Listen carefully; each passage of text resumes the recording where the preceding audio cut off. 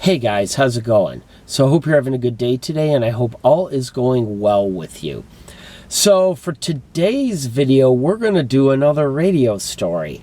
And for today's radio story, I'm going to talk about somebody who I never thought I would talk about on this channel, or talk about anywhere for that matter.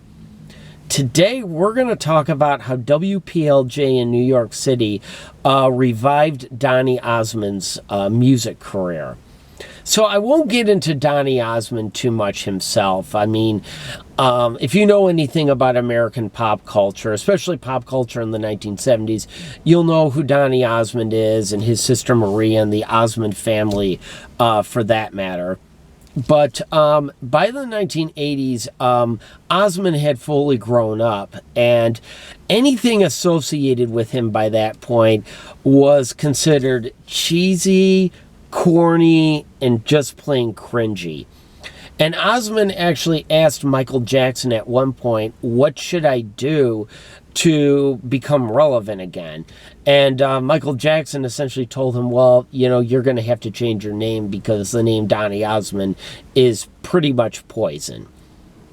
So that's kind of where Osmond was at that point.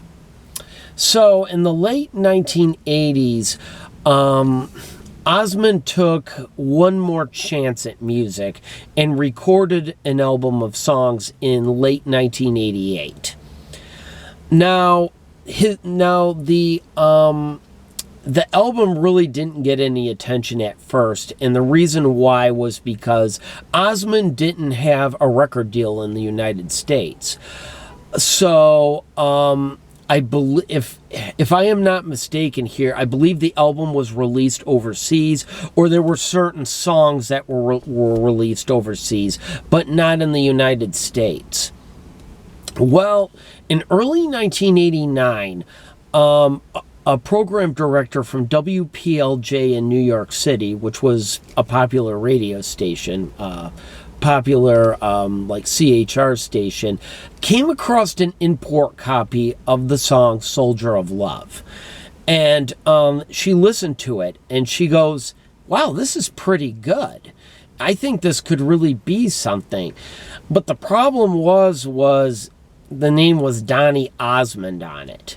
And rightly she concluded that, you know, I don't think we can put out something with the name Donny Osmond. People are going to hear that right away and they're going to just go, ick.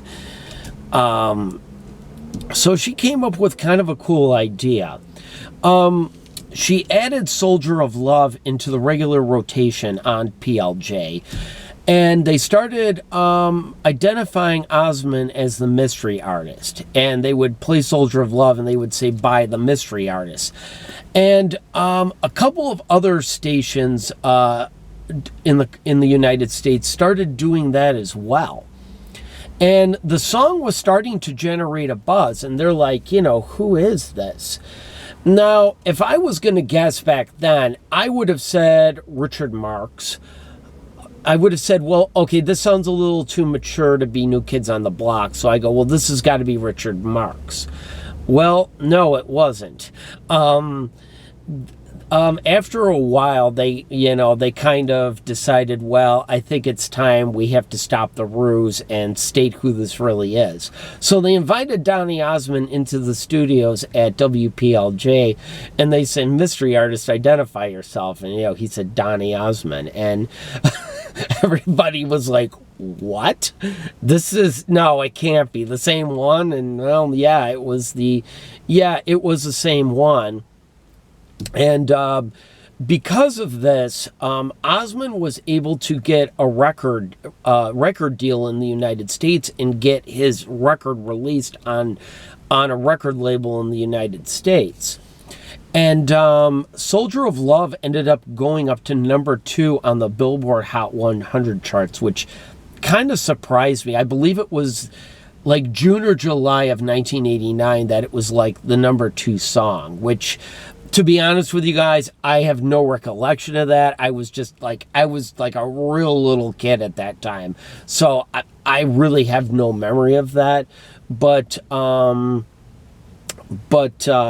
yeah, that's kind of interesting. And he had another single called Sacred Emotion, which cracked the top 20. And there was another song, too, that did chart, but not quite as high.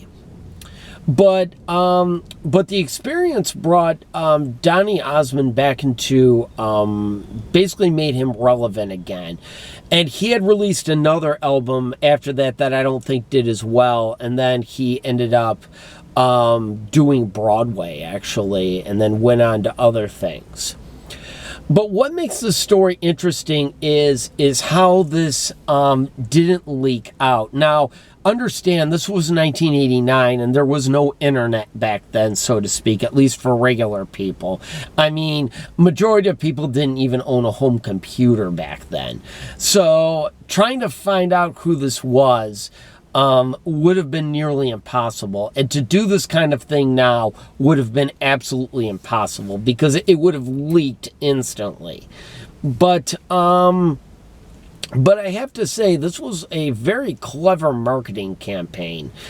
And actually, the program director of WPLJ probably did Osmond, gave Osmond the ultimate present, pretty much, to get him back to relevance and pretty much to reinvent himself. But this was one of the more interesting things that I believe have happened, like, especially in pop radio, in terms of like marketing something and re-releasing something or reviving somebody's career, so to speak. So yeah, Donny Osmond was the mystery artist for a while, and when people found out, they were quite surprised, and and the rest is kind of history. So do any of you guys remember this out there who may have been listening at the time? Because I honestly, like I say, I was too young really to remember this, but I just thought the story was kind of interesting. Well, guys, that's going to do it for me. I want to thank you so much for watching. Be sure to hit that subscribe button if you haven't done so already. And as always, guys, have a great rest of your day.